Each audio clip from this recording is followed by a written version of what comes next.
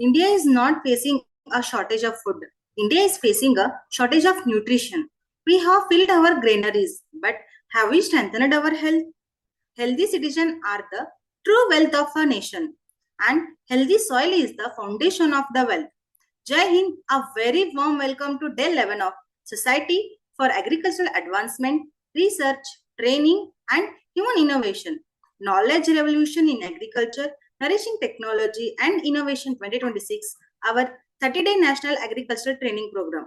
On behalf of the AgriSarathi team, it is my immense pleasure to welcome all participants and our esteemed resource person for today.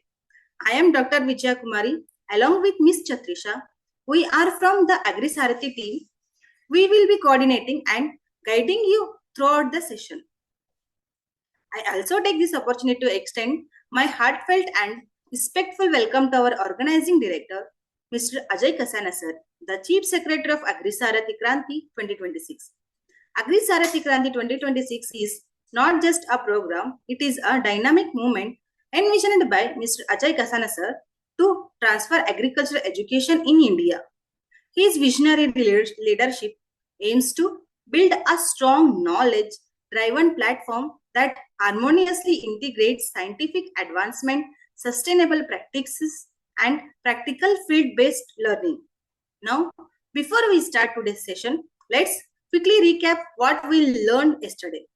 Yesterday, we had an informative session on entrepreneurship opportunities in dragon fruit farming by Dr. Madhukar Poddar, where we learned how this emerging high-value crop can open new doors for agriculture entrepreneurs through smart cultivation, market linkages, and profitable business models. India today stands in the situation where agricultural production is high, yet concern about soil degradation, declining fertility, rising cultivation costs, climate uncertainties, and increasing health disorders are growing rapidly. The success of the historic Green Revolution ensured food security, but the present challenge goes far beyond quantity. It demands quality, sustainability, and nutritional balance. Hidden hungers, micronutrients deficiencies, and chemical residues in food are serious realities of our time.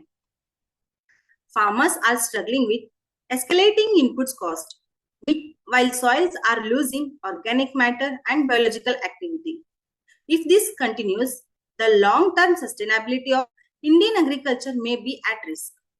Recognizing these concerns, the Government of India introduced the National Mission on Natural Farming to promote chemical-free, eco-friendly, and farmer-centric agricultural practices. This mission emphasizes restoring soil health, reducing dependency on external inputs, enhancing biodiversity, and producing safe, nutritious food for every citizen.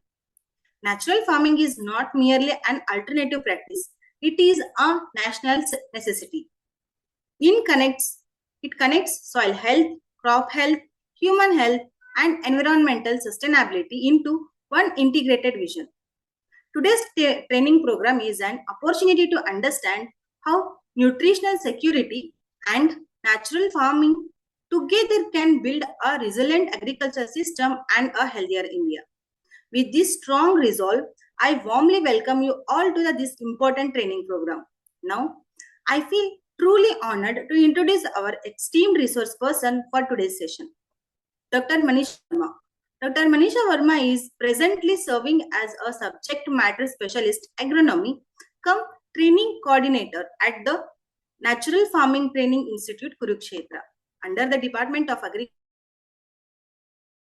Agricultural and Farmers Welfare, Haryana. With her dedicated involvement in natural farming, for the past, she has been actively contributing in capacity building, farmers training, and promotion of sustainable agricultural practices. Academically, Dr. Verma possesses an outstanding and strong foundation in agricultural sciences. She completed her BSc Agriculture from Chaudhry Charan Singh Haryana Agriculture University. She further pursued her MSc in Agronomy from ICAR NDRI, one of the India's premier research institute. Adding to her academic excellence, she earned her PhD in agronomy from Chaudhry Charan Singh Haryana Agricultural University in collaboration with ICAR Central Soil Salinity Research Institute, specializing in subsurface sodicity reclamation using the cut soiler machine, a highly relevant and impactful research area for improving degraded soil and enhancing land productivity. Her expertise in soil reclamation, agronomy, and natural farming practices makes her an invaluable guide for today's theme on nutritional security and natural farming. With her scientific knowledge and practical field experience, we are confident that today's session will be insightful, practical, and highly beneficial for all of us. On behalf of the organizing committee and all participants, I extend our most respectful and heartfelt welcome to you. You are deeply honored to have you with us today and eagerly look forward to your enlightening address. With great enthusiasm and hope, let us learn together. Now, the stage is yours, ma'am. Please, ma'am. Hello, thank you, Dr. Vijay. Am I audible? And Yes, ma'am. kindly let me let confirm that this PPT is visible or not to everyone. It's processing, ma'am. Okay, okay, okay. Now So it's first, ma'am. can I start? Yes, ma'am. Okay, okay. Thank you, Dr. Vijay, for this esteemed introduction. And first of all, welcome everyone in Agri Sarthi, this Kranti to 2026 2.0, this workshop of the conducted by this Agri Sarthi. So it's a very great opportunity for me also that I am delivering lecture on food and nutrition security, and we know that there is major concern in India about nutrition security. So in this lecture, we will discuss nutrition security, food security, what is national mission on natural farming, and what are the components of this mission and how this mission can tackle this nutrition security and climate change also. What are the research gaps in the natural farming and how can we go in future also? What are the way forward in this natural farming? So, first of all, what is food security? Food security have four components: availability, accessibility, stability, and utilization. Before independence, our uh, country was not self-sufficient in food also. Our food production was very low. So there was a major issue in India in 1950s were the food security. We have low domestic production also, and we didn't have much stock levels. So to tackle the food security, major government initiatives has been taken up by the government. So this food security have four major components. First of all, we discuss what is food security: availability, accessibility, stability, and utilization. Availability include the level of what is the level of the food production in India. What is the domestic production? How much million ton we are producing, and how much the stocks levels we have in case of war or in case of any situation when the India's production has been gone down, to how much production, how much stock levels we have for the future. So this is included in the availability. And another one is the accessibility. Accessibility means a citizen how much a citizen is expending on his or her diet. What are the income, what are the expenditure for the diet. Another one is the utilization, that includes the diet diversity and the distribution. Diet diversity includes what type of diet people are consuming. For example, in northern India, mostly rice, wheat. In southern India, it's more of the spices and non-vegetarian. So the diet diversity in all over India is different, And distribution is also different. For example, in Haryana, in northern Haryana, people consume more of the rice, but in southern Haryana people use more of the major pulses and the core cereals. So there is a distribution difference within state and within country. Another one is the stability. Stability includes the resilience to the changes and the storage. Resilience to the changes means the if any changes take place in the price of the food commodity, then how much we have stability in the country to provide food to the every citizen, and what are the storage capacity, how much we have the storage capacity. So these are the four components includes in the food security, which means the when all the people at all the time have physical and economic access to sufficient, safe and nutritious food that meet their dietary needs. Talking about the food security, we know that in 1960 we have food deficit, so that we have to import food grains under the PL 480 law, and thereafter green revolution has came into existence, that led to India became the self-sufficient in food production, but that was not sufficient for India to become self-sufficient. In 1990s, economic a major economic crisis India has been faced, that led to economic reforms. The economic reforms were based on the LPG model, which includes liberalization, privatization, and globalization that makes India net exporter of the agricultural commodity. But in 1997, India targeted PDS system has also came into existence, which ensures the food security to the 6 crore poor people. That includes the people below poverty line, above poverty line, and later after. Antodaya Ann Yojana has came into existence that provide food to the poorest of the poor people. And in 2013, another National Food Security Act has been came to provide the subsidized food for the 75% of the population, that give right to the food to every citizen in India. So that was the journey of the food security. We know that agriculture and livestock, these are the two main these are the two main components that provide the food security and covers the 70% of the rural household in India. The agriculture, forestry and fishing sector in India share 17.94% of the gross value added. We have increased six fold increase in the food production from 50 million ton from independence era to till now around 54 million ton. We have now become the next exporter, and the ninth larger net food exporter, and the ninth larger exporter of agricultural products in world. So the time has become change from from food grain importer to the net exporter of the agricultural commodity. Now there is a positive change in different commodities like rice, wheat, and maize, cereals, pulses, oil seeds. There is a positive change that year by year we are increasing the production. We can see that here the food production has a 6.52% change as compared to the 2020 23-24 to the next till the next year.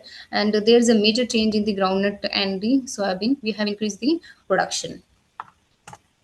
Government initiatives taken up by the government are the National Food Security Mission, Rashtriya Krishi Vikas Yojana, integrated schemes on oilseed, pulses, palm oil, and maize, Pradhan Mantri Fasal Bima Yojana, and e-marketplace to ensure the food security. But in India, food security also has some challenges. And in this lecture, we will discuss these challenges. First one is the climate change. We know that climate change has been occurring all over the globe. That includes the emission of the greenhouse gases, and there is a temperature rise, and sea level is rising. Drought stress. and another flood and drought stress. So these are the climate changes that has been occurring in India that are affecting our food production. Water scarcity, we know that in the area where the crops like rice has been growing, there is a major decline in the groundwater level. Some districts in Haryana also has become from has come into dark zone. And water pollution, the nitrate content has been increasing in the groundwater level due to the overdose of the urea and other fertilizers. There is a regional imbalance also. The area where most of in Haryana, major diversity was there earlier in the agriculture ecosystem. For example, a farmer who is growing wheat is also growing chickpea along with the wheat. But now the farmer has washed out the chickpea and they are only growing wheat only. So surplus cereals they are growing, and now the shortage of the pulses and oil seeds has come in the ecosystem. So the regional imbalance has been created in their own agriculture ecosystem. This leads to the less diversity biodiversity, less of the biodiversity and excessive fertilizer use, that it leads to the soil erosion and the land degradation. Agricultural land is also small land holding, and the profitability of agriculture has been declining due to the small land holding. That is also a major issue. And another is the nutrition security. Malnutrition, stunting, wasting, anemia, these problems are major in the children and women. So nutrition insecurity and the climate change, these are the two main issues we will these two challenges we will discuss in this lecture. One is the nutrition security indicator. One is the global hunger index. What is the global hunger index? This is the index that is based on the undernutrition, how much percentage of the children are undernourishment, how much are they stunted, how much are they wasted, and what is the child mortality. So based on this, global hunger index score has been created for each country. So according to this global hunger index, India has a score of 28.7, 28.7, which is still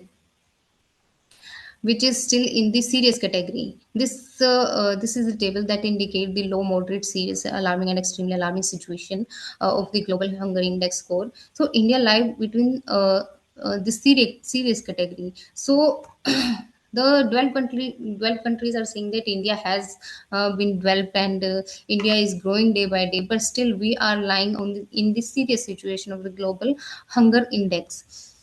Stunted, we have a serious situation of the stunting. 35.5% of the children are under 5 are stunted. 18.7% of the children are wasted. And prevalence of the micronutrient deficiencies like iron and zinc micronutrient. 50% of the global burden of the micronutrient deficiencies is in India only. 35 point I already told you that 35.5% of the children are stunted, wasted.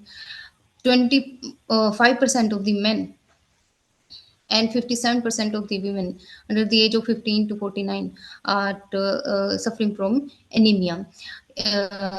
Likewise, adolescent girls and adolescent boys, pregnant women, and children, there is a no age group that is left behind that is not suffering from either anemia or malnutrition. 74% of the Indian population could not have a proper diet, and the majority of the population are short of the nutrient adequate one, means they are not taking proper the nutrient. Vitamin A deficiency is very common in India. 60 million children are suffering from vitamin A deficiency. So this is the major concern of nutrition security in India. Malnutrition, stunting, wasting, anemia, these are the challenges we have to tackle, so that our next generation, or even I can say my generation, can be become healthy. Major issues now is the climate change. climate is changing, we have to adapt climate resilient agriculture practices. So what are the Indian agriculture, what are the issues, major issues Indian agriculture is facing? So first one is the degradation of soil health. We are applying more and more fertilizers and pesticides that leads to the degradation of this overall soil health.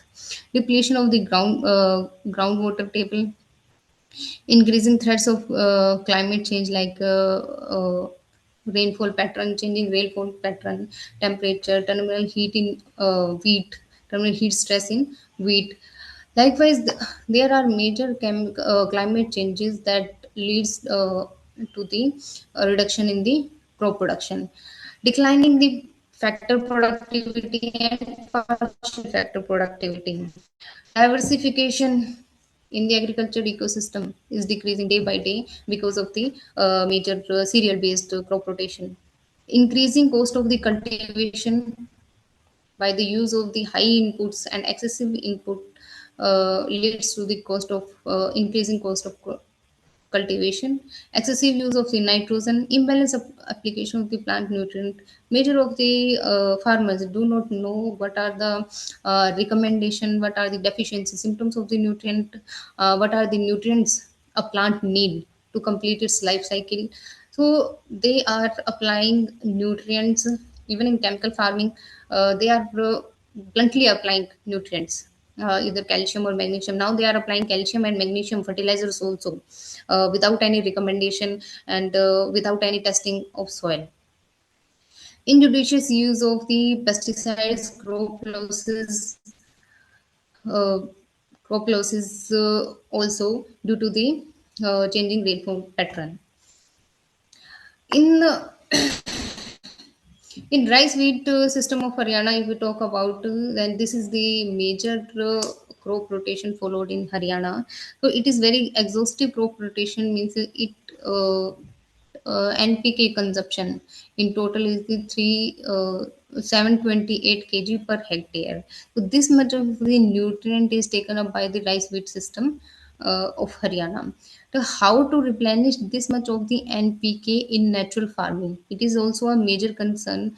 And is natural farming can replenish this NPK content in soil, and how can we replenish this? In using the natural farming practices, we will discuss later in this lecture also.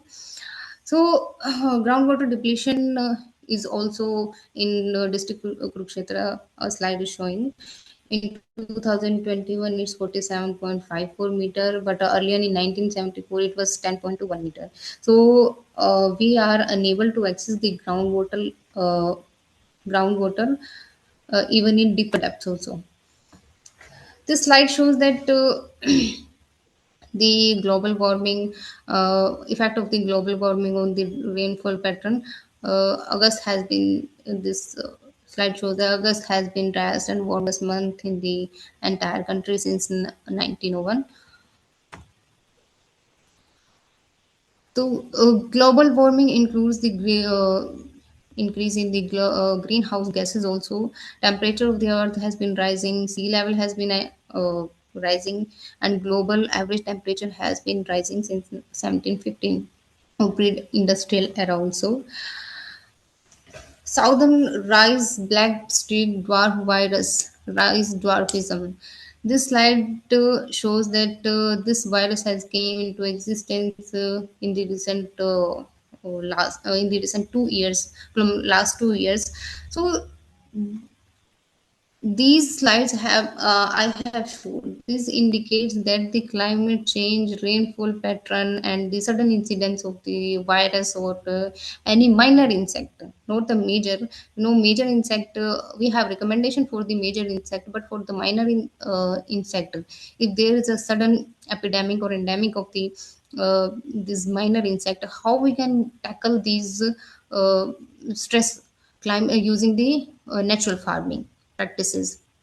So natural farming, government has taken up some initiatives to for the nutrition security and climate resilience agriculture. One is the National Food Security Act, Poshan Abhiyan, integrated child development services, midday meal scheme, and National Rural Livelihood Mission, and another one is the National Mission on Natural Farming. This mission has been launched by the government for both nutrition security and to combat the climate change in agriculture. This central government initiative has been launched during the 25th of November 2024. So, what is the natural farming? Before before knowing the what is the mission, we have to know that what is natural farming. So natural farming is a chemical free farming based on the desi cow, and integrate the natural farming methods and diversified crop system rooted in the Indian traditional knowledge. It recognizes the interdependence of the natural ecosystem among the soil, water, microbiome, plants, animals, climate, and the human requirements.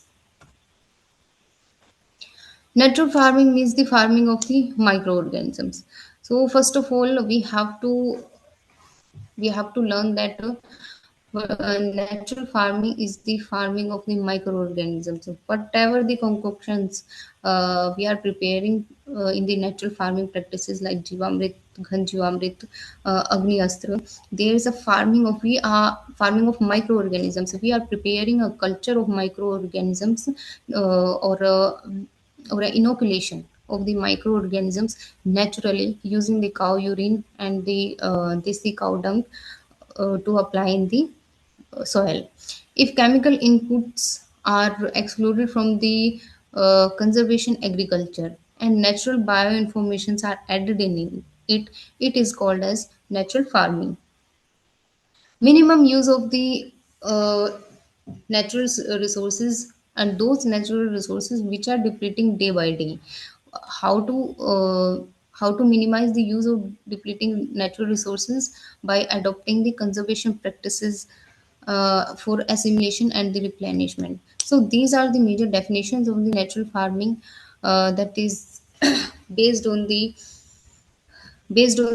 fact that soil is a living entity, and we have to recycle the natural or farm resource, and we don't have to use any chemical input for increasing our production. There is a difference between the organic and the natural farming. In organic farming, we have to use organic manure in very heavy amount, and biofertilizers we have to purchase from the market. Uh, Incidents of pest and disease are more in the organic farming because we are applying more and more organic manures like FIM. So there is a heavy chances for the incidence of the fungus or bacteria attack that are perpetuating the manure. It is a short-term planning organic farming because there's an increase in the cost of cultivation. Heavy amount of the manures need increase the cost of cultivation. Indicators of the soil health is organic carbon, cost of input is high. Yield penalty during the initial 3-4 years means there is a reduction in the crop production using in initial years. For cultivating 1 acre, around 20 to 25 animals are required because this farming is mainly based on the organic manure. But in contrast, natural farming, it is the farming of the microbes. We have to make the culture of the microbes. Inoculum we have to prepare in the drum, and this inoculum we have to apply in the soil. Incidence of the pest and disease is very less because we are not providing food for the pest and insects or disease or pathogenic fungus or bacteria. It is a long-term planning because it is based on the laws of the ecosystem or laws of the nature. Indicators of the soil health is microbes and earthworms. The more the microbes and earthworms, the more healthy is our soil. Cost of input is negligible because natural farming we are using only Jivamrit, Ghanjivamrit, and Nimastra and Agnyastra, and mostly these concoctions. The inputs used in these concoctions are based on the leaves or based on good, and these the cost of these inputs are negligible.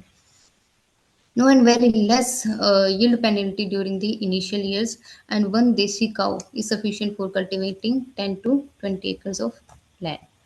So, principles of natural farming include the conservation of the natural resources and repletion of the depleted resources, that is called as regenerative agriculture, conservation of the natural resources called as sustainable agriculture, and reduction of the emission of the greenhouse gases by converting our agriculture soil as carbon sink, not the carbon source.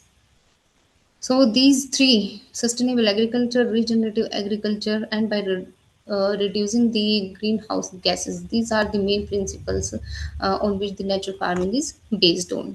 The major natural resources utilized in natural farming is the atmospheric nitrogen for the nitrogen requirement of the crops using the microbes, moisture available in the ambient environment, that is called as VAPSA, solar energy means sunlight, microorganisms, naturally available earthworms. So these are the five major natural resources that are utilized in natural farming. Pillars of the natural farming in irrigated ecosystem. So we have different pillars of the natural farming in rain-fed and agro ecosystem. Because rain-fed farming is entirely based on the rainfall and rainfall pattern, but in irrigated system we have ample irrigation available, so we have to add some components so that our ecosystem has become more efficient in crop production point of view. First one is the indigenous cow, another one is the minimum and zero tillage, residue management and green manuring, Bijamrit, Jivamrit, Ghanjivamrit, and other concoctions. Another one is the mulching. Another one is the Vapsa, biodiversity, drip or sprinkler irrigation with the use of the Jivamrit. So these are some pics of mulching and the Jivamrit plant. Weed control by the mulching, crop rotation, crop management, intercropping, multi-layer farming. Crop protection in natural farming for the insect control, disease control, and use of the natural amendment for the cultivated soils. The gypsum we using for sodic soil is allowed in the natural farming. We can apply gypsum because gypsum is a natural mineral. Global warming and farming system. Impact of the chemical farming on global warming, we know that the more we are applying fertilizer or pesticide, this can and the our rice weed system, uh, this is the major greenhouse emitting crop rotation, so it can lead to the increase in the greenhouse gases and ultimately to the global warming. Impact of the organic farming on the global warming. You know that in organic farming we are applying more and more manures. The more manures, it means more food for the microorganisms, and more food for the microorganisms, it leads to the more respiration of the methane, of the gases like methane, and more methane, it leads to the global warming. Management of the crop residue is also a major point we will discuss. Crop residue are also a source of food for the microorganisms. So we know that, for example, if we say that carbon is to nitrogen ratio in the rice residue is 80:1, but if the farmer, if the microbes are acting on it, then microbes have to convert this 80:1 CN ratio in the 8:1.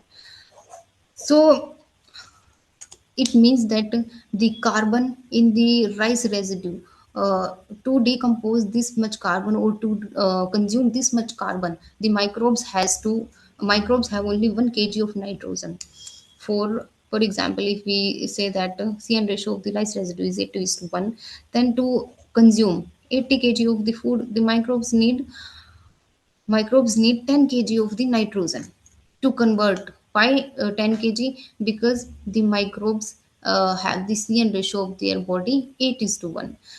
So 80 is to 1 and 8 is to 1 in the microbes body. Higher nitrogen is in the microbes, not in the rice residue. Now, the global warming under the natural farming practices, so there is agriculture system has become the carbon sink, not the carbon source in the natural farming. Carbon sequestration and utilization of the atmospheric carbon dioxide and nitrogen more in the natural farming. The bioformulation used are the Bijamrit, Jivamrit, Ghanjivamrit, Nimastra, and Khatilasi, Brahmastra, Agnyastra, Dashparniyark, Saptadhanyankur, and Sothastrark. These are some concoctions used in the natural farming. These are the comparative analysis of the vermicompost and Ghanjivamrit. Ghanjivamrit is used as a fertilizer or fertilizer to increase the nitrogen, phosphorus, potassium, and other nutrients in the soil. So this is the comparative analysis. So to control the entomopathogenic, we have the entomopathogenic fungi, rhizospheric fungi, and growth promoting rhizobacteria in the cow urine like Pseudomonas, Trichoderma, Metarhizium, and Bavaria. These are some beneficial microbes we have in the natural formulations used in the natural farming. And there are the studies that indicate that in natural farming fields, there is more and more of the mycorrhizal network among the roots of the plants. Mycorrhiza and fungi are vascular mycorrhizal fungi. This increase the overall absorption of the capacity of the roots by increasing the surface area, which leads to more the surface area of the roots that increase the absorption of the nutrients, and it also increase the tolerance of the root pathogens by the plants, also increase the growth promoting plant hormones, secrete the antibiotics, increase the plant biodiversity, and increase the adaptation of the plant to the adverse environmental conditions, and also increase the efficacy of the nitrogen fixation, biological nitrogen fixation by the legumes. So mycorrhiza in rhizosphere, it is a we know that rhizosphere is a narrow zone of the soil surrounding the living roots, and mycorrhizosphere is the soil zone that is influenced by the roots and the mycorrhizal fungi, and hyposphere is the soil zone influenced by the hyphae of the avascular mycorrhizal fungi. So these microbes increase with the minimum tillage. Vapsa is the balanced proportion of the air and water in the soil, and in the absence of the chemical fertilizer, microbes and earthworms both increases. So mycorrhizal network is used to increase phosphorus in the our agriculture ecosystem, and increase the availability of the phosphorus and nitrogen also. So these are some pictures showing the farmer's field that indicates the rice. Intercropping of the gram in wheat. These are the holes created by the earthworms in the natural farming field. So we can here see that this much of the holes created by the earthworm. This field do not need any tillage practice, because the soil is so porous. Soil has become so porous that no water stagnation problem and no aeration problem has in this field. This is mulching. So key points so far we have discussed that we have to treat the seed with the Bijamrit, use of the Jivamrit. We do not have to mix herbal formulation or any other material in Jivamrit. We have to adopt conservation practices and supply carbon source in the main field as a food source for the microorganisms and the earthworms. We have to use mulching, mm, and we have to maintain WAPSA condition, and intercropping and multiple cropping practices to increase the diversity, use of the Jivamrit through the drip and sprinkler irrigation, and area specific, location specific, crop specific creation of the for congenial environment, micro environment for the growth of the soil microbes. We have to standardize the dose and concentration and frequency of the bioformulation according to the agroclimatic conditions. So these were the natural farming, some superficial introduction to the natural farming. What are the concoctions we have to use, and I can assume that we know about the natural farming. So to tackle the nutrition and food security, the national mission has came into existence, and the objective of the mission was to promote the nature-based sustainable system of the farming by enhancing the use of the own farm-made natural farming bio inputs like Jivamrit and Khanjivamrit to reduce the cost of production and to improve the soil health. Another one is the to popularize the livestock. Integrated agriculture and animal husbandry models. This is not a new term, integrated animal agriculture and animal husbandry, because our nation in India, agriculture and animal husbandry is considered as one component. But as the time has passed, the agriculture has become dominant and animal sector is decreasing day by day. The farmers are reluctant to have an animal component in their field.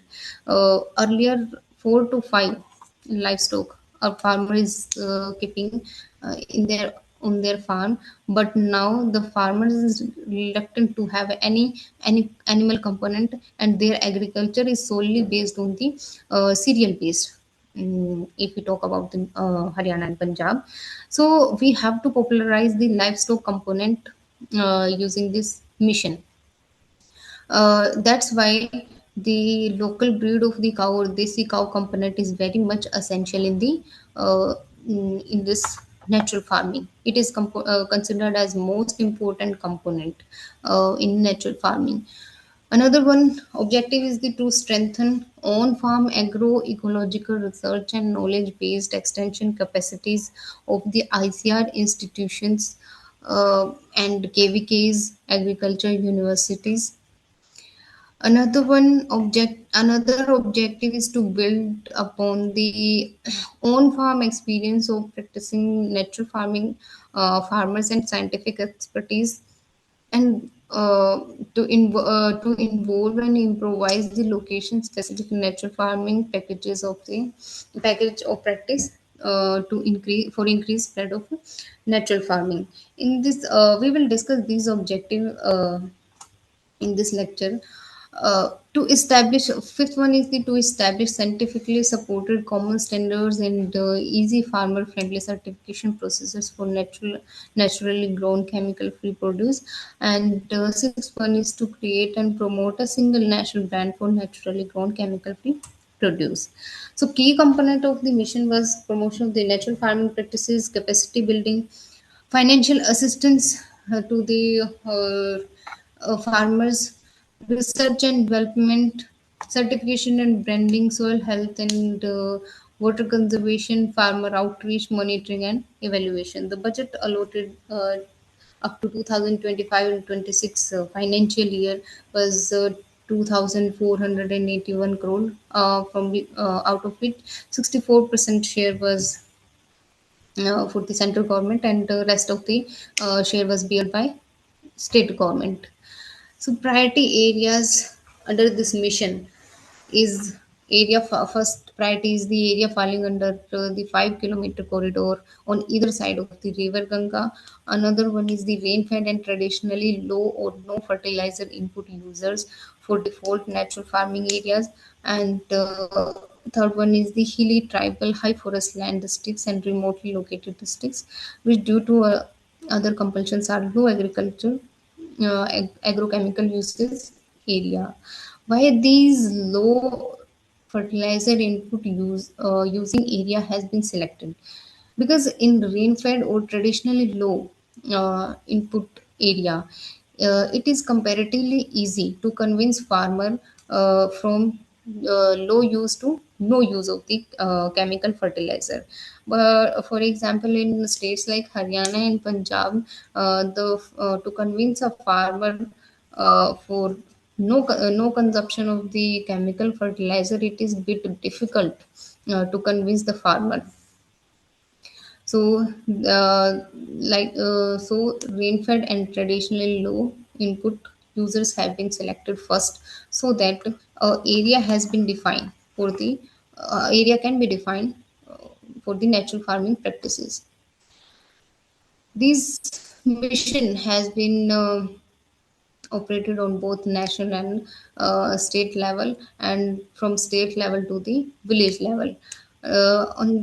On national level, we have the ICR institutions, KVKs, agriculture universities for training, research, and extension. We have local natural farming institutions for the training, manage as the knowledge partner for extension for managing all the trainings, and national center on natural farming specifically for the certification, and the brcs are the bioresource centers. And in the state level, we have state level executive committee, and then the natural farming in this committee we have natural farming cell, and this cell operate the district level monitoring committee, which include the deputy director agriculture and subdivision level officers. Then we have block level officers, and these block level of officers, these provide the financial assistance and all the guidelines and monitoring to the farmers practicing the natural farming. And these state level executive committees are supported by the KVK, respective KVK agriculture universities of the state and local natural farming institutions. So, what are the key provisions in the National Mission on Natural Farming? So, this mission has been implemented in 15,000 clusters in Gram Panchayat that are willing.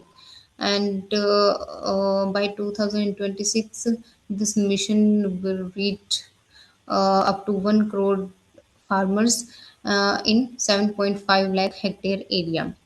So, if we talk about the progress of this mission in Haryana, cluster has been selected in Kurukshetra. We have 10 clusters, and in each clusters, 125 farmers has been selected, and these farmers belong to 2 to 3 gram panchayat. And on these 125 farmers, we have two community resource person. These community resource person will deploy in each cluster to create the community wide awareness activities, and these mobilize and handhold the farmers. These community resource person will give training. No, now the campaign have been started by the community resource person in Kurukshetra to provide trainings and to monitor these 125 farmers in the in the cluster. Continuous rounds of the awareness generation and orientation programs on natural farming conducted by the CRPs and block implementation team at Gram Panchayat. It has been going on in Haryana state. 125 farmers per cluster will be trained by the scientists, farmer master trainers, and CRPs at linked natural farming model demonstration farm at KVK or local natural farming institution, particularly in Kurukshetra. In Haryana, these 125 farmers per cluster, their training has been completed so far. 18.75 lakh farmers will be trained to practice natural farming, and train 6 more farmers.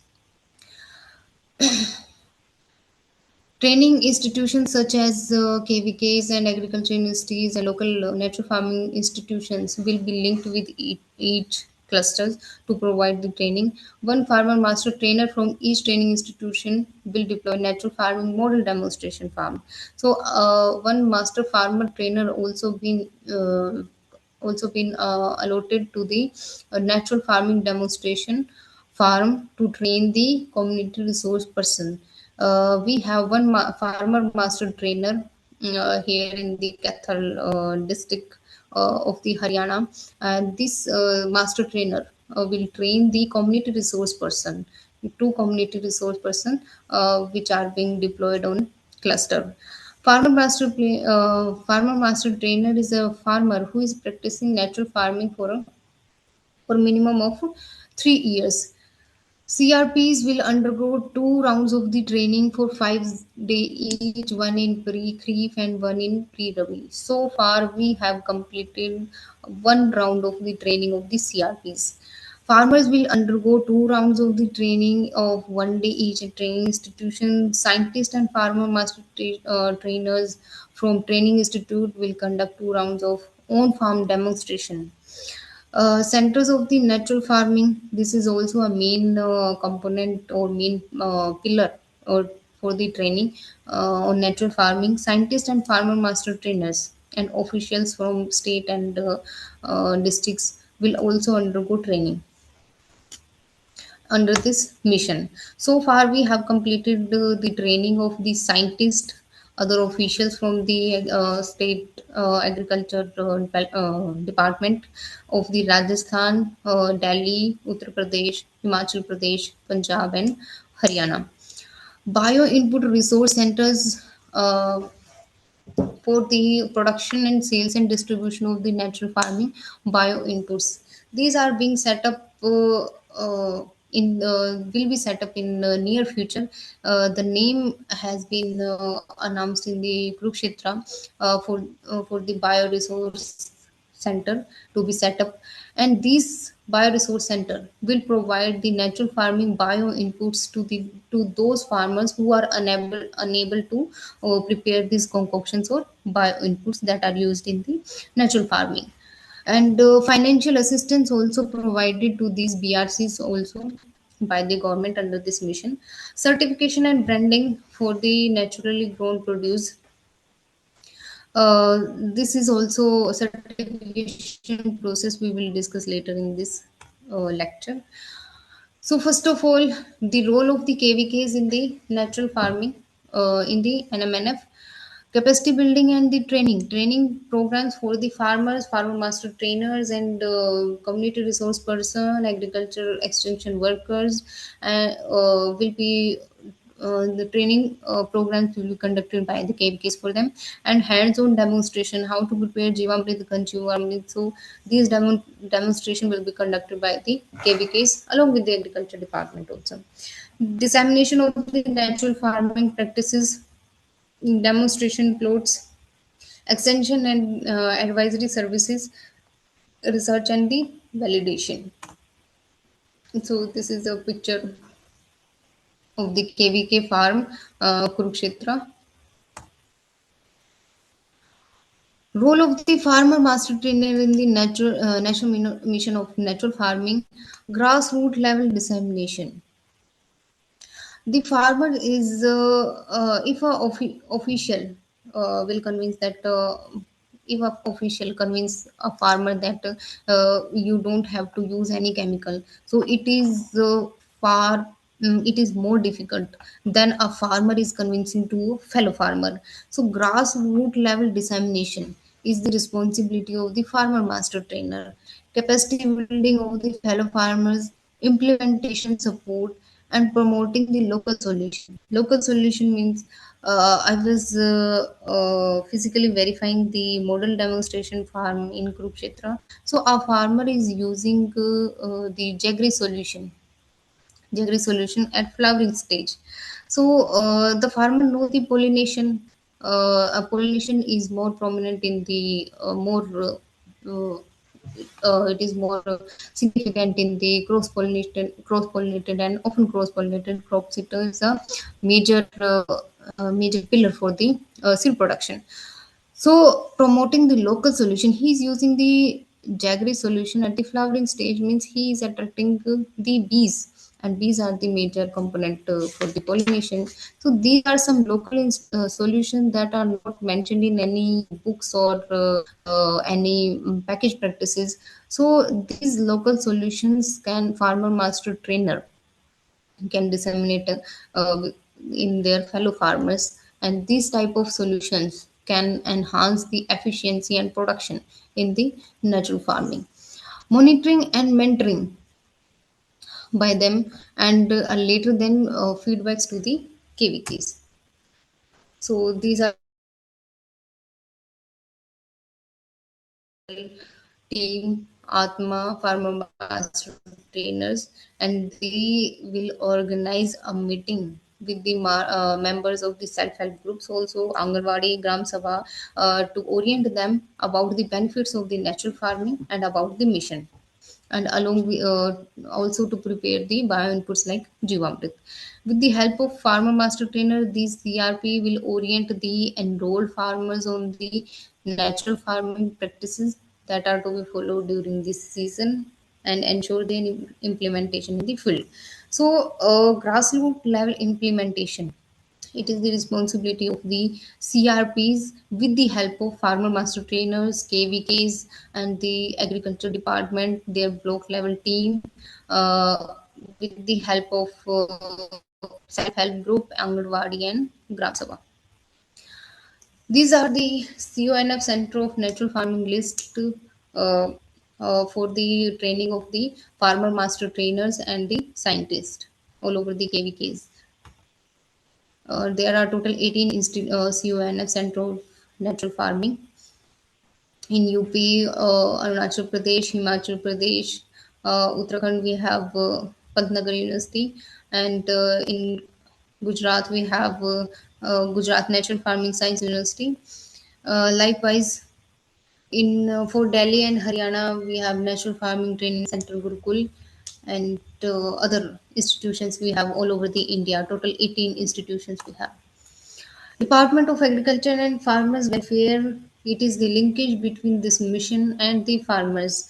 Department will carry out the selection of the farmer master trainers to train at the district level for the will be done by the training institution with the district level monitoring committee, and training institutes and farmer master train will train these ERPs and the willing farmers. Willing farmer means 125 farmers of the cluster, and provide the continuous hand holding support to the Krishi Sikhis and block level mission. Farmer master train will regularly visit the cluster to ensure all the natural farming practices and preparation of on farm inputs at the willing farmers. Now, this work of the implementation and visiting and meetings and cluster formation, this all has been completed so far now in Haryana. Roles and responsibilities, mobilization, roles and responsibilities of agriculture department so far is the mobilization of the farmers, regularly conducting the trainings and awareness programs for the Gram Panchayat members and self-help groups to mobilize the farmers to take up the natural farming, regularly conducting the registration and enrollment of willing farmers to conduct demonstration plots to ensure the participation and attendance of the willing farmers, work with the trained willing farmers and from clusters, handhold trainings, and to conduct regular visit of the farmers of trained willing farmers. So these are some major work done by the agriculture department. So some incentives are also given to the BRCs, also the 125 farmers, and also farmer master trainers and the CRPs. Around 4,000 per acre per year for a cluster of 50 hectare land for 2 years will be given as a financial assistance, rupees 300 per month, to practice the natural farming and train more and more farmers, and keep of the livestock and or preparation of the inputs or purchase of the natural farming inputs from the BRC. These are some financial assistance. So it was overall about the national mission of the natural farming, and in this mission, one major component is the certification system. We will discuss the certification system. So we have so far now two certification system. One is for the organic and another one is for the natural farming. In India, there is participatory guarantee system. Participatory means we have the farmers, consumers, and stakeholders are directly connected to the certification system. So we have in organic farming certification, we require around 3 years of the time period for the conversion of the land from chemical to chemical free. Total cultivated area in the under the organic farming is 22.5 hectare. Cultivated area that is under conversion is 17.13 hectare, and wild harvest collection area, for example, in hilly areas like in Himachal Pradesh and Uttarakhand. Likewise, we have from where the wild harvest like Excuse me, ma'am. Hello, ma'am. so that 22 point. Yes. Sorry for the interruption, ma'am. Your screen is not visible, ma'am. Kindly share it, ma'am. Okay. Okay. Okay. May I Could you continue? make it into a full screen? Yeah, yes, ma'am. It's absolutely fine right now. Thank you for that, ma'am. Okay. Okay. So we have 22.5 hectare under the wild harvest collection area. So natural farming certification system. We will discuss the natural farming certification and what is the implementation structure. So PGS India have the two types of certification. One is the natural farming and another one is the organic farming, and it is under the Secretary Department of Agriculture and Farmers Welfare, and then advisory committee, executive committee, and then PGS India Secretariat and zonal council will continue the process. The zonal council have the regional council for the natural farming and for the organic farming. There is a difference in the organic farming certification and natural farming. The one is that in organic farming certification, we need around 3 years of time period, and all the crops and livestock and all type of harvest and processing. The products after processing is allowed for the certification under the natural farming, under the organic farming. But under the natural farming, only the wild harvest or direct consumable commodity like rice, wheat, or vegetables are mm, allowed for the certification. No product after processing till now is allowed under the certification of the natural farming. The regional center for the natural farming allotted to the regional council are we have the institute in Ghaziabad, that is the headquarter for Uttar Pradesh, Uttarakhand, Haryana, Rajasthan, Punjab, and northern states. We have RCONF in Nagpur that cover up the Madhya Pradesh, Chhattisgarh, Gujarat, Andhra Pradesh, Telangana, Maharashtra, and RCNF in Bangalore covers up southern India, and our RCNF in Imphal that cover the eastern states in India, and RCNF Bhubaneswar. So these are the zones in which India is divided as these zonal council, and these are their jurisdiction area. So, natural farming certification system have the basic principles. We will discuss the basic principles, what are their operation structures, roles and responsibilities, and what are the process, how to apply under the natural farming certification system, what are the logo and labeling, how it will help in the marketing and branding, and what are the timeline, how much up to how much period the certificate is valid. So we will discuss it. One is the general. What are the general requirements for the certification system? That farmer must be committed to the natural farming practices. Farmer must be committed to the chemical-free farming. Farmer must be committed to the input uses like Jivamrit and Khanjivamrit. The conversion period for natural farming certification requirement is only 6 months, but in organic farming we need 3 years. But in natural farming, we need only 6 months or one cropping season after the registration with the natural farming certification system. Standard requirement we pre-monsoon dry season depending upon the area, multi-cropping seeds and planting material. The farmer has to fill all type of detail. We will discuss. So commitments, how to manage the crop production, how to address the environmental issues, uh, what is to be done, what is not to be done in natural farming, what precautions are taken by the farmers, how the quality of the production should be maintained. So these are the natural farming certification standards. So every certification system has some standards. For In organic farming, we have standards, as the standards for the produce, quality of the produce, how much the heavy metals in the product, how much heavy metals or how much nutrient content is in the product. So these are some standards. But in natural farming, we are having the standards like commitment, how the farmers are pursuing the natural farming, what are the practices the farmers is using. This is the certification of the process, not the product.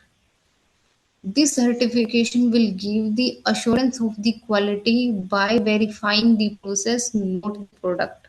But in organic farming, the certification is for the product. The quality assurance product, by using the standard practices and by inspecting and documentation, the certificate has been the issued. So it is the process of the certification, not the product. Need of the natural farming certification. Why we need natural farming certification? To increase the trust among the fellow farmers or to the consumer. The farmer will have their own identity, and this identity will be unique, that will give assurance of their quality of the product, and it will guarantee that the product is from the natural farming practices. The farmer have their own ownership, and they will create a brand to sell their produce, and consumer acceptance will be more through the natural farming certification. Natural farming certification system will be voluntary and non-binding. The farmer, it is up to the farmer that he is willing or not to sell their produce under the natural farming certification. So this process of certification is, we know, you know, that very simple. Only 6 month period is required. So I will give an insight about the process. Guiding principle will be participation of the farmers and consumer, shared vision of the fellow farmers. There will be transparency, trust, and the national networking also under the natural farming certification system. Provision of the natural farming certification and scopes. Crop production, I have already told you, wild and tribal harvest, large contiguous area, on farm and off farm processing by the individual or group of the farmers. Natural farming certification will be have following component: the natural farming standards I have already told you, and compliance verification system. Major steps in natural farming will be: the farmer have to register, either individual farmer or group of the farmer have to register and submit their information to the regional council on the portal PGSI, Participatory Guarantee System, India Natural Farming. This is the name of the portal. If you Google search, then website will pop up, and on this website, this farmer have to register themselves either in group or individually. This after registration, this will go to the regional council in Haryana, particularly Haryana Seed Certification Agency and Javik by LLP. This is the private company, and these two are authorized as a regional council for the verification and certification process under the natural farming. After verification, thorough verification by the agency, the registration has been approved. Now the farmers training in Haryana, the Natural Farming Training Institute, particularly in the Kurukshetra and Hamiti, which is located at Jind, these two institutions give training on the natural farming. The farmers have to be trained first before the registration. So if farmers do not have any training certificate, the certification will be process will be stopped. So after farmers training, there will be meetings, and farmers have to upload their information regarding the crops, and jiva milk preparation and GPS location photos have to be uploaded.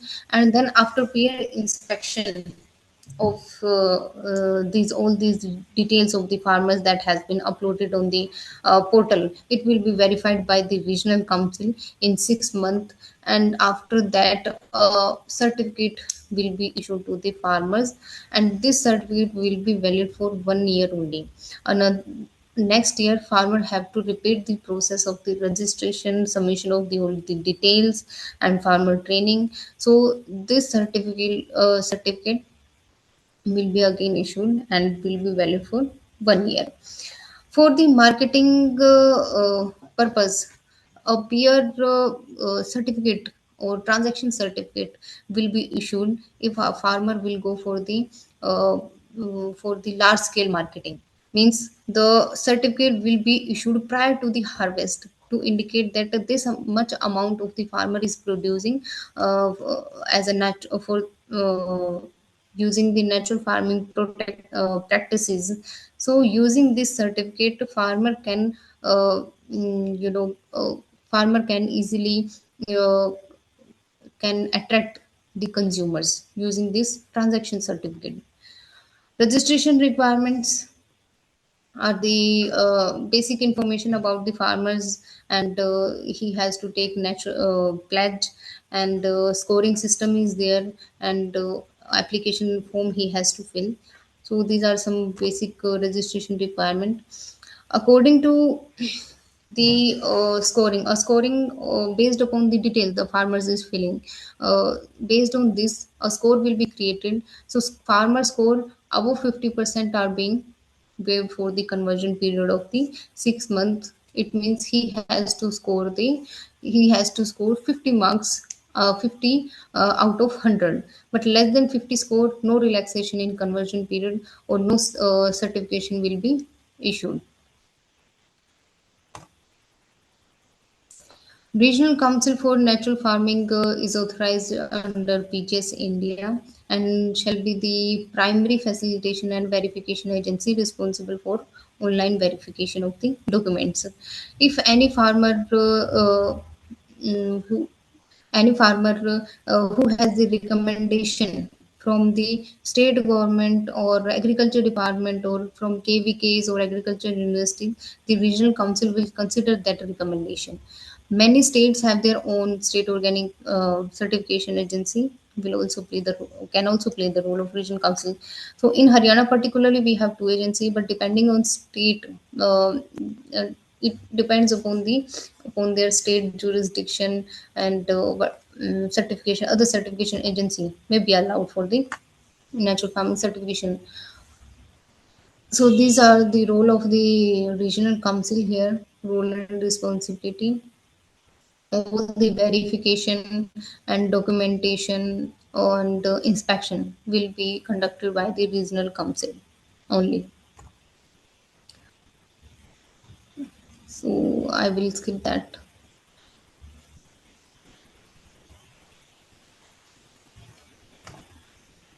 do's and don'ts by the so this is the flow chart, natural farming certification, how this will work, where the farmer have to upload the details after registration, the after the validation of the data under the National Mission of Natural Farming, the regional council will approve the registration and will verification of the field and documentation. A certificate will be issued, and for consumer.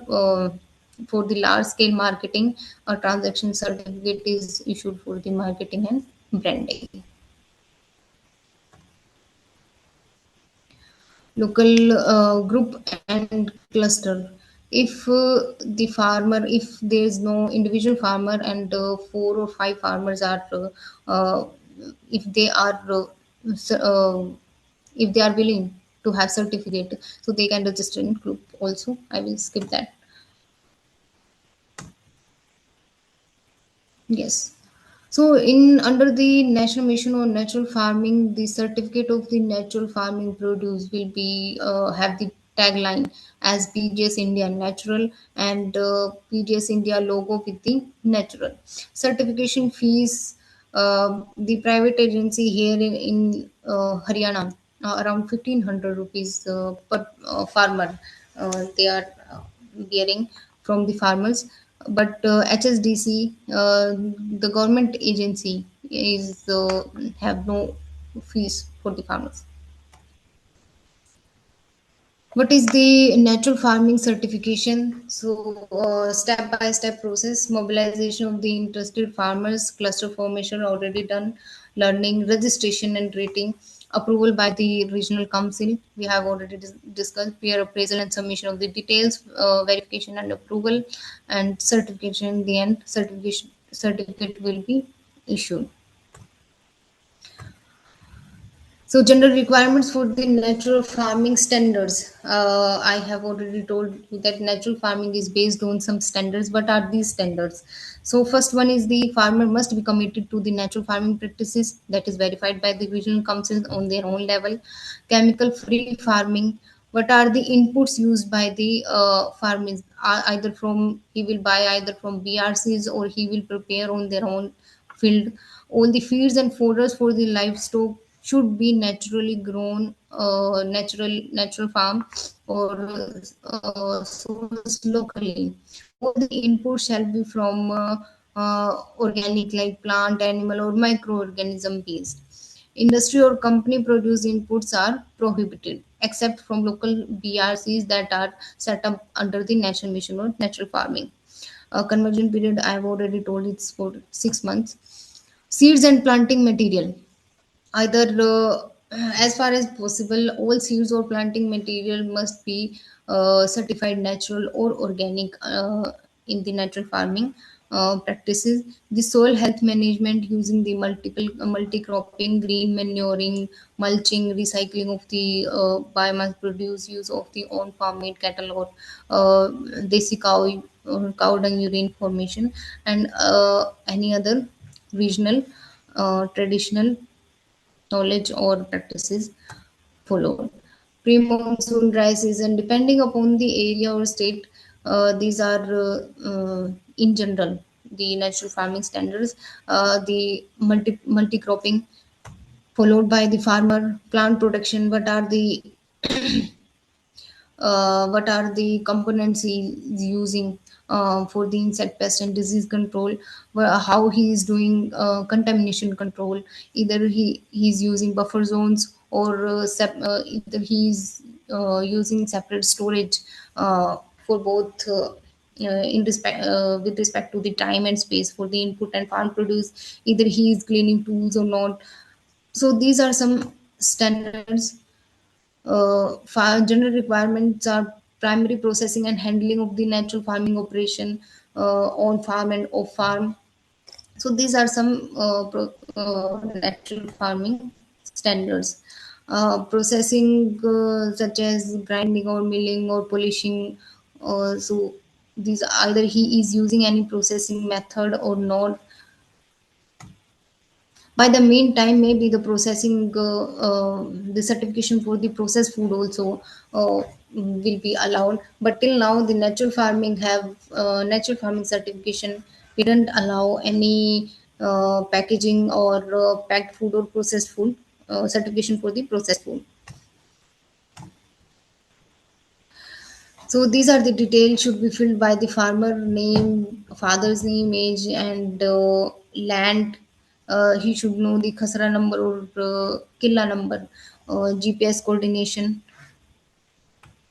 These are the details on which the score has been will be created. Like either he is using bijamrit or jivamrit, either he is using ghanjivamrit or vapsa mulching, and livestock concoctions, and either he has experience in the natural farming practices, or he either he has a soil health card, or how much is the soil organic carbon in his field. Had he had attended training of which duration, 2 days or 4 days. Either he is also a trainer or CRP, and he has to fill the all the details of the rabi or kharif season, in which area he is, how much area is under which crop, and either he is growing fruit crops also. So these are some basic details he has to fill. This is the farmer pledge he has to take prior to the registration.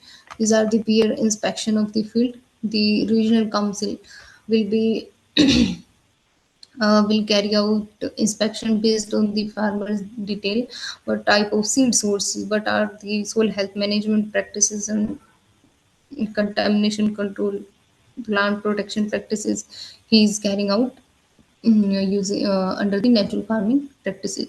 So so far now the natural farming certification system has key feature, like this is the farmer centric certification system. It is a digital and app based registration and certification portal. No paperwork is required, no long duration. It is not a long duration process, it is only 6 month process.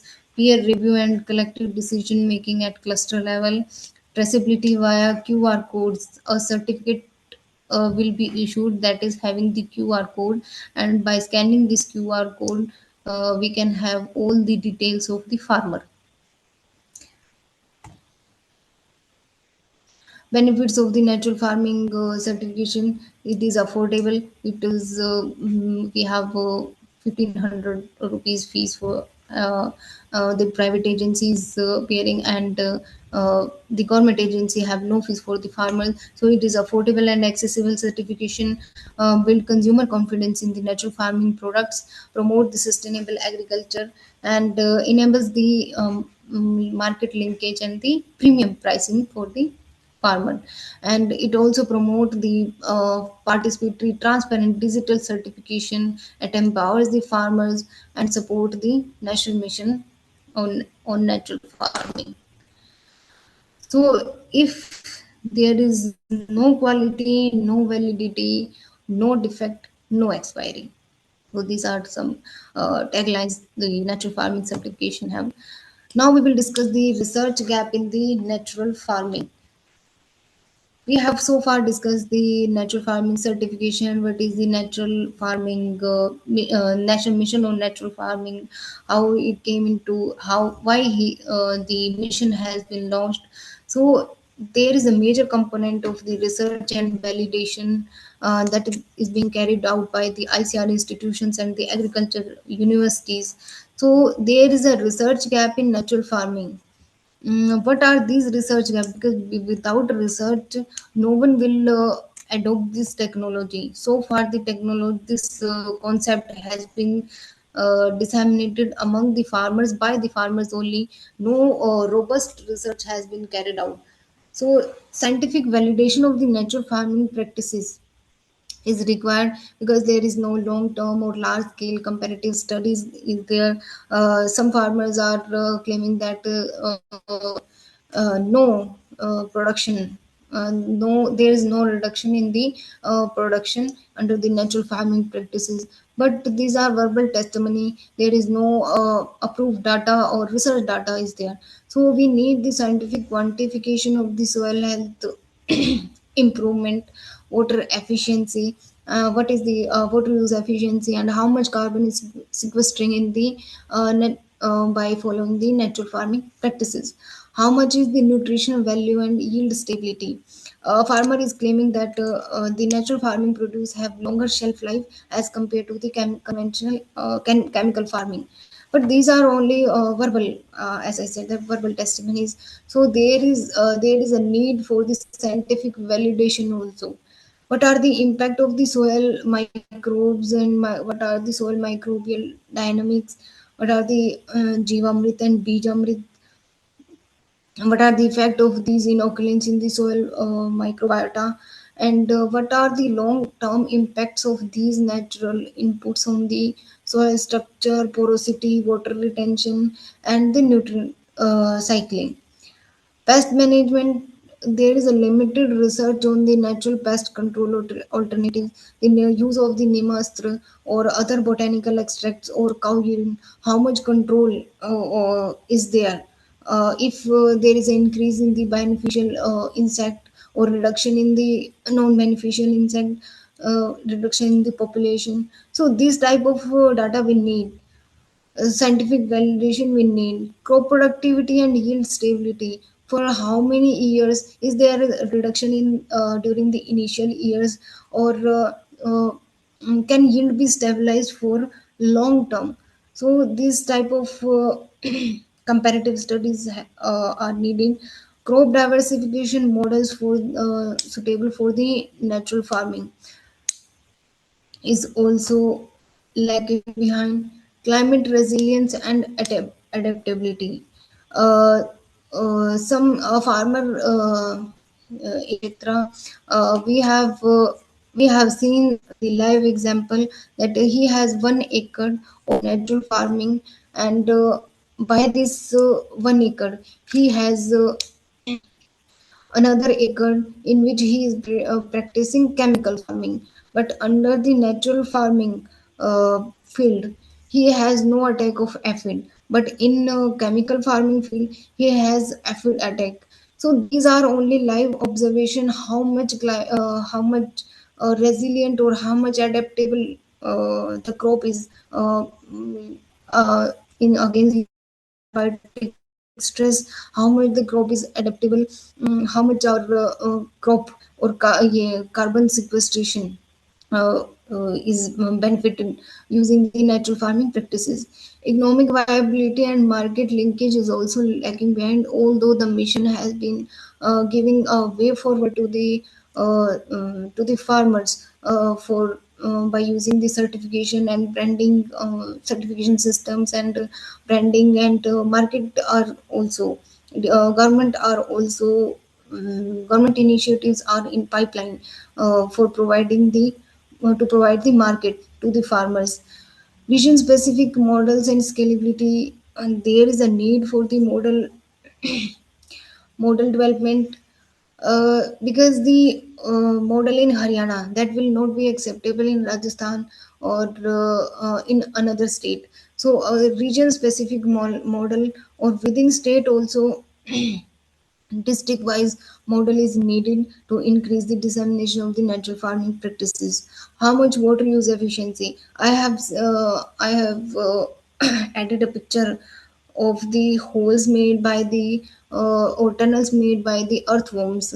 So it increase the water holding capacity, or it increase the soil porosity. So how much water use efficiency is increasing using the natural farming practices? Research gap in natural farming.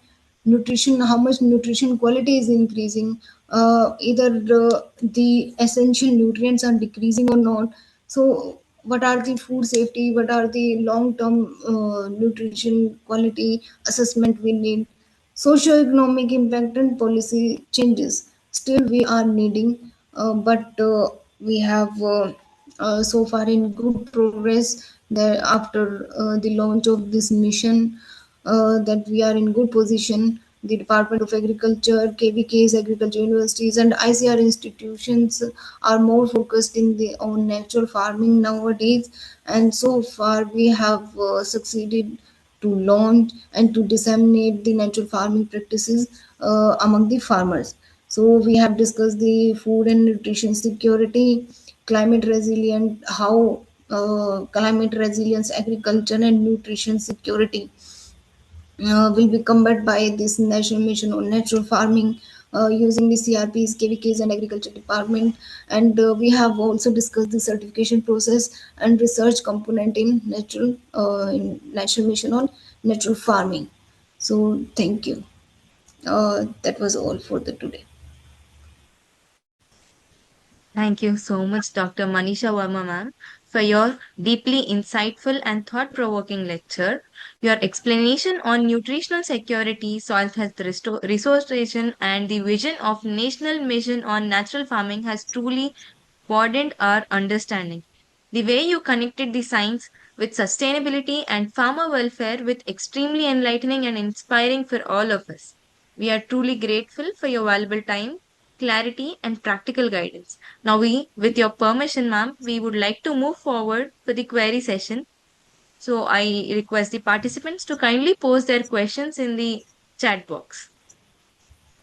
And with your permission, can I ask you the first question? Yes, please. Yeah, thank you for that, ma'am. Ma'am, we have another participant, Siddharth. So his question is like he is studying in the second year of his graduation in BNMKV Parbhani. So his question is it possible to integrate AI and IoT in the natural farming and how? How to get more price for natural produce in the market at this current situation? Okay, so first question is how to integrate AI. Yes, ma'am. AI by creating the softwares or by creating the apps for the marketing and natural farming branding. For example, I have shown you the certificate in which the QR code has been generated. So a farmer can generate their own apps or own QR codes, so that in which all the details of their produce or nutrition qualities has been issued. So that farmer consumer has to just scan the QR code and all the details of the product has been popped out. The how much nutrition is there. So these type of AI is can be used for the processing and handling or some these after post harvest technology can be included as a part of the AI. And another question was how to increase the price. What was the another question? How to increase the price under current situation. Yes, ma'am. It is like how to So get more price for the natural produce how in the to market increase in this more current price of situation. the natural farm. Sorry, your voice is not uh, you are not Ma'am, is audible. it clear now? I think you are mute. Ma'am, I have unmuted. Ma'am, I request you to off the screen share at least like that so we can go with that. It might consume no, a large amount of network, so it might be breaking. Price is in the hand of the farmers only. The natural farming is a practicing system in which the price is under the hand in the hand of farmer only, not in any government agency. Because farmer is practicing natural farming, he is producing his own produce chemical free, so price should be in the hand of the farmers. And right now the farmers are selling their produce as they are with their own willing. For example, they are I request the participants to kindly post their questions till then. I guess there's a network issue. Ma'am will be connecting soon. Thank you.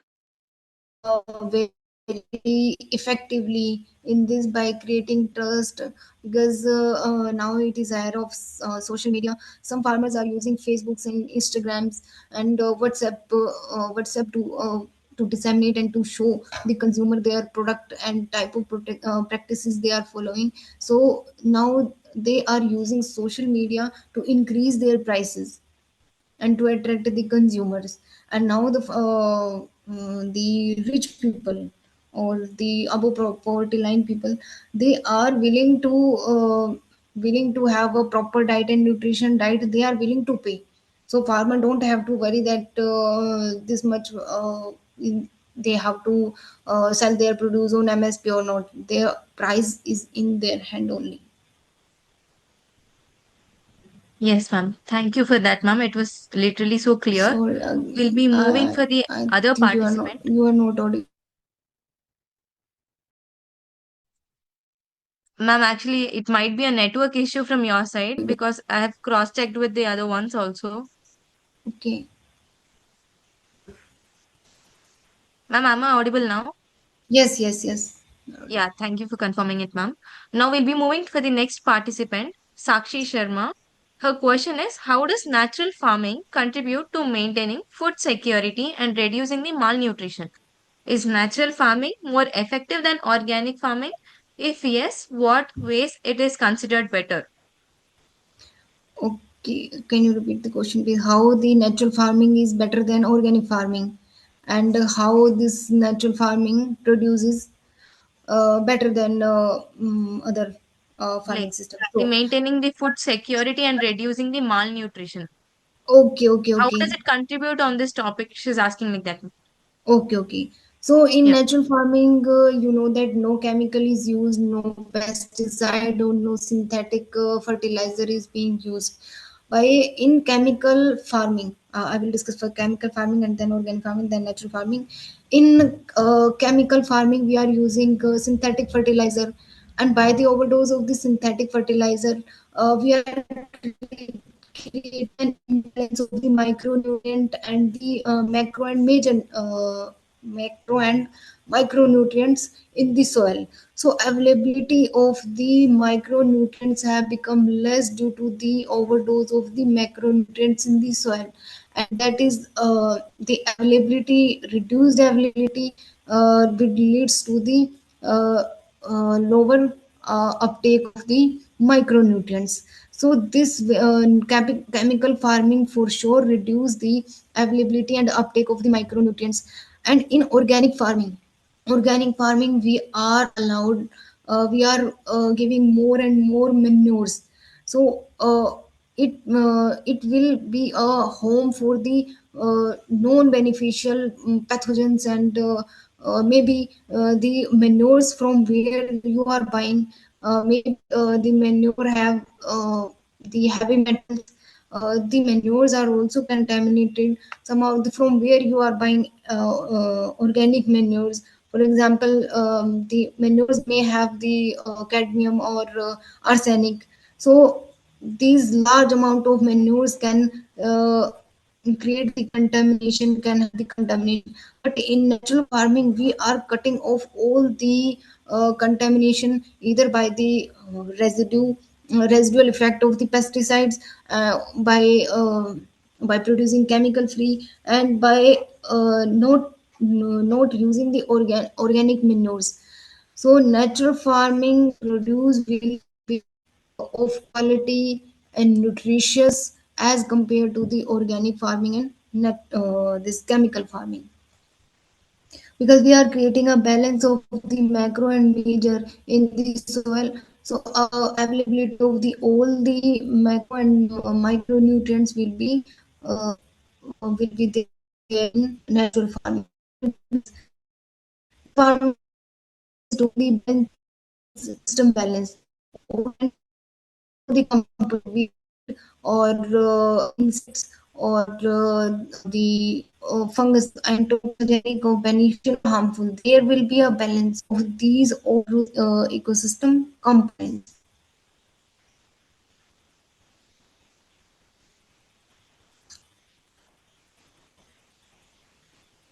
Yes, ma'am. Thank you for that. Shall we move for the next question? Please. Ma'am, actually, your voice is breaking a bit. So,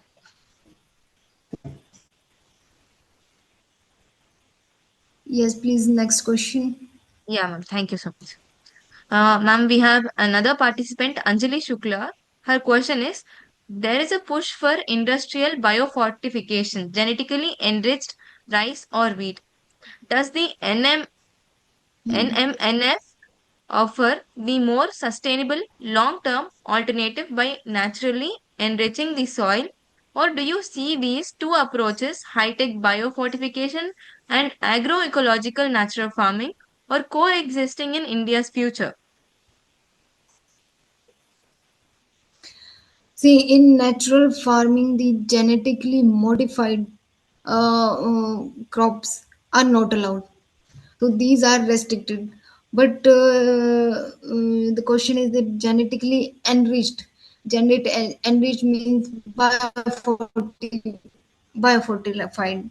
So I don't think that there will be a need of the biofortification, because the balance will be there in the soil. Nutrient balance will be there in the soil, which will that will be there in the plant also. So I don't think that there will be a need of the biofortification, because now, if we talk about in the 1970s era, and now the varieties from that time in 1970s and varieties now we are growing, there is a reduction of around 45% of the nutritional value. So now it's the time that we need the biofortification of the iron, zinc, and copper, these micronutrients, because we are having the deficiency in our body. But in natural farming, there will be balancing the soil, and that will be reflected in the plant also. So I don't think that there is a need of the biofortification in natural farming practices. Yes, ma'am. Thank you for that. Ma'am, we have a Sorry, small sorry, you are question. not audible. Ma'am, thank you for that. We have a small question from Vivek. His question is there any dedicated place to sell natural farming produces where there can be more profit? You have to search online. Some private agencies or companies are coming forward, but there is no such place for the natural farming produce, or to sell the natural farming produce. The state government are establishing mandis and markets particularly, but these are in pipeline only. So we have to search, you have to connect with social media, that some farmers are creating a platform uh, for to sell their produce, and they are connecting, they are making a cluster to sell their produce and to export their produce. But the farmers are only doing on their own. uh, they don't have any support from the government and other government agencies as for now. Thank you for that, ma'am. Now we'll be moving for the next participant's Sorry. query. Ma'am, am I audible now? Okay. Ma'am, if it is consuming more Yes, internet, yes. I request you to turn off your video for some time so that it might be clear. Okay. Yes, ma'am. I hope I'm audible to you right now. Yes, yes, yes. Please, next Yeah. question. Yes, ma'am. We'll be going for the next question. He's Kuldeep Singh. So he's from College of Agriculture. He's from Rewa. His question is, at the time of huge population society, how can we manage nutritional security with high production? How can we get high yield through the natural farming? Is there any subsidy or how to get the profit from the government? He's asking like that. And there is a small question, ma'am. What is WAPSA? He has Okay. continued to with that. Yes. Okay. So about the production. In natural farming, as far as research conducted on Gurukul, Kurukshetra, and other validation from the farmers, there is no such reduction even in the high yielding varieties of rice and wheat.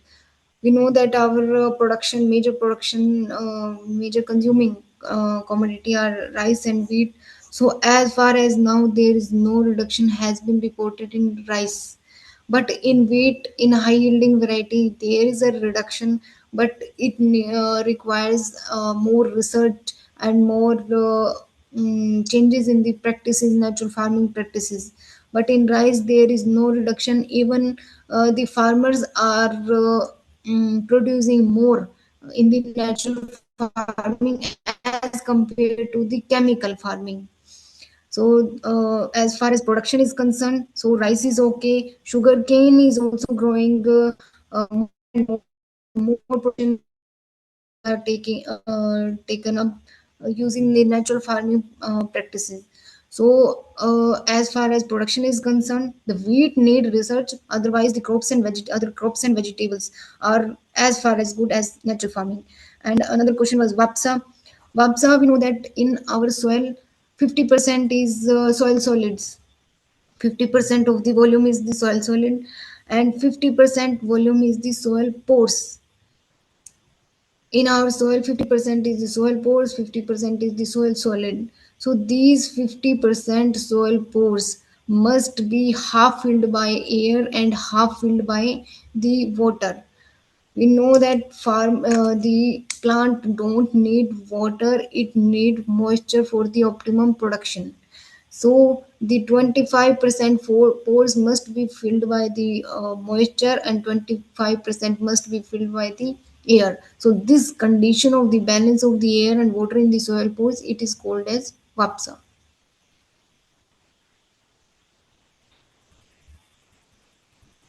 Ma'am, actually, thank you for that. Most of them are asking if farmers are knowing about the organic farming as well as the natural farming, what are the difficulties they are facing and how to convince them to continue with the natural one instead of the chemical ones.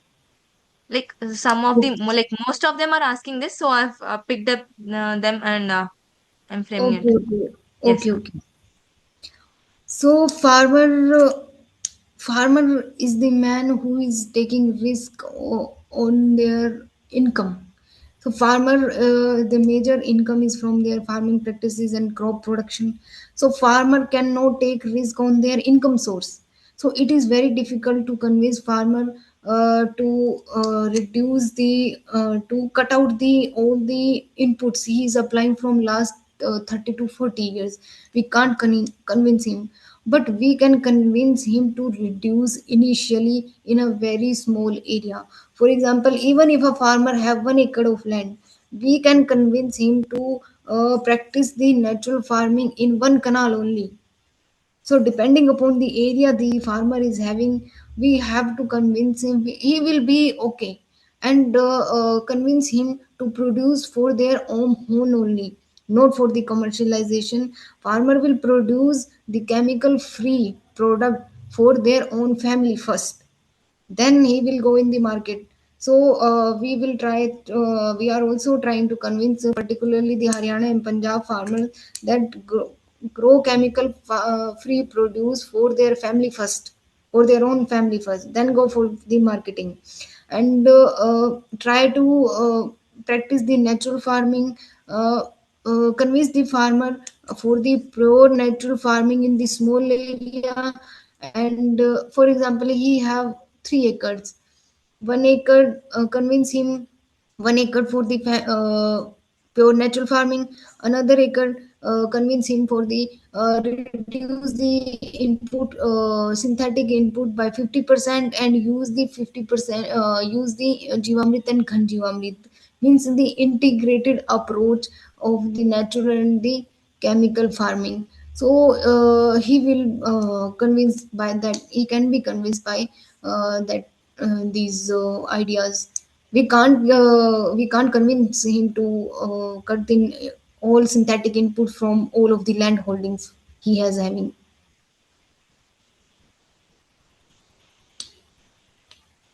Yes, ma'am. Thank you for that.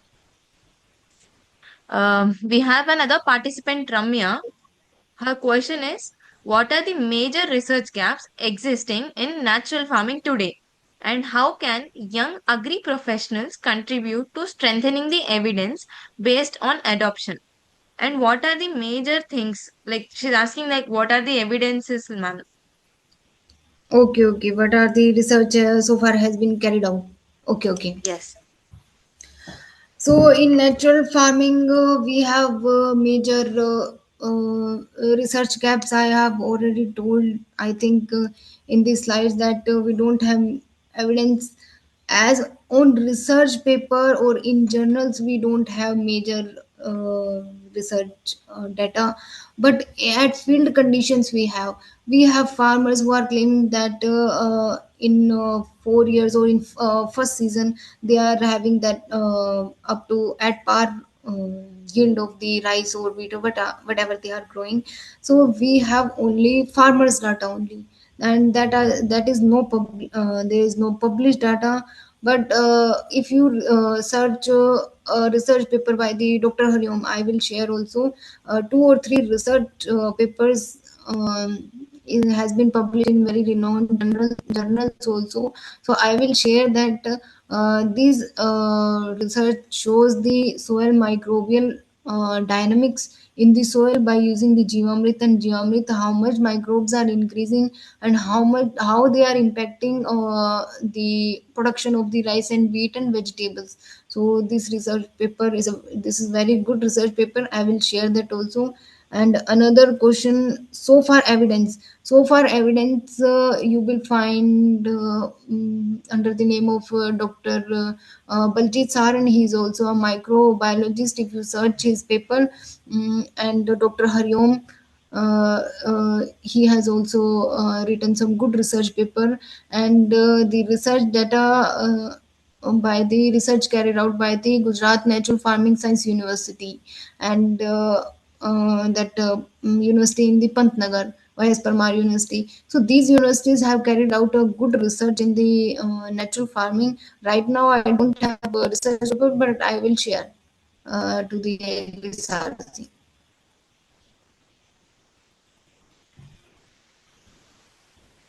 Thank you And so much, another ma'am. question was, I think, how these young professional will carry out research. Yes. Let me continue. The young professional, there is a vast opportunity to carry out research, but because whatever research the young professional will carry, it will be the first in India and in the world. Okay, the world will go behind you. No research, such scientific robust research have been published in India or in the world using these natural farming concoctions. So it will be the first of a kind. So there is a vast research opportunity for the young professionals. Thank you for that, ma'am. I'm so sorry for interrupting. I guess there was a network issue. Ma'am, we Okay. are left with the one last question for today. Shall I continue with that? Yes, please. Yeah, thank you for that, ma'am. We have a participant from the College of Agricultural Sciences, Dharwad. He's Nabi Saab. So his question is, how long does it take for the soil to fully transition from conventional to the natural? So from conventional to the natural, it is based upon the which type of chemical the farmer is using. Every chemical has its residual effect and persistence. So it depends upon the chemical he is using. For organic farming, there is a conversion period of 3 years, but in natural farming, there is no such conversion period. Is stated that during this time, the land has will be completely chemical free. So there is a no timeline for such transition, but the transition is based on the chemical he is using during the chemical farming. So it is based on that only, and we have to test after some time or 1 year or 6 months to testify that how much residue is left behind in this soil. Yes, ma'am. Ma'am, his second question was, are there any internship opportunities in abroad as well as in India?